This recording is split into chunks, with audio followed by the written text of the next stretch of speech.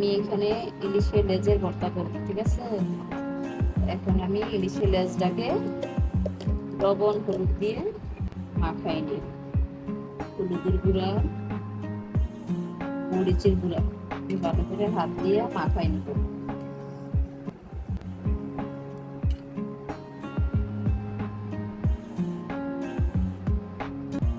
এখন আমি সাথে বেগুনের চাকবাজি করবো। ইলিশের লেজের ভর্তার সাথে বেগুনের চাকবাজি অনেক মজা। লবণ দিব, হলুদের গুঁড়া দিব, একটু মাখবো।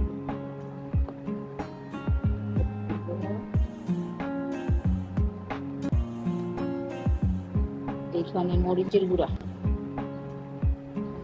দিয়ে ভালো করে মাখাই নেব।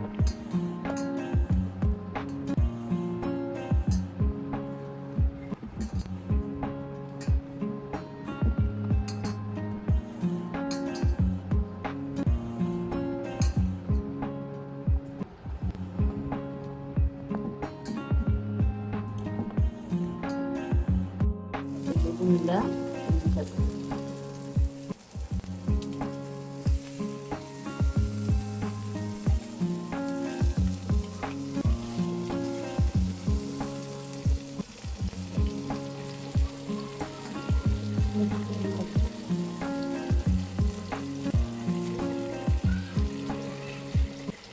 তোমার ইলিশের লেজ ভাজা হয়ে গেছে।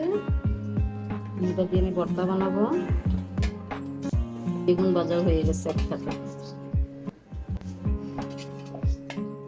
শুকনো মরিচটা আসছে।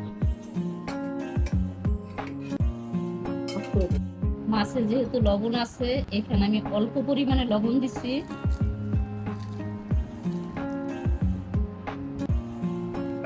সাথে কাঁচা পেঁয়াজ,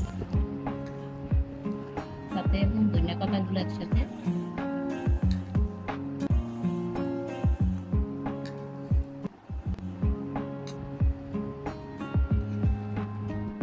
পেঁয়াজ, মরিচ, লবণ, ধনিয়া পাতা মাখানো শেষ।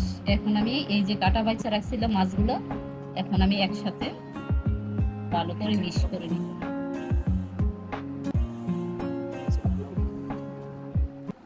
এখন আমি এখানে সরিষার তেল দিয়ে দিব। তেল অল্প দিব, আমি অল্প পরিমাণে তেল দিছি, কারণ আমার তেল খাইলে বেশি সমস্যা হয়, তেল খাইতে পারি না বেশি, তার জন্য আমি একটু তেল কম দিছি।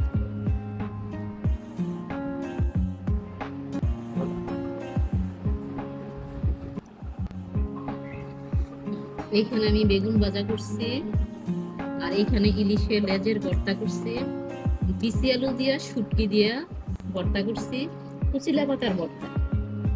এখানে হয়েছে আমার ভর্তা রেসিপি।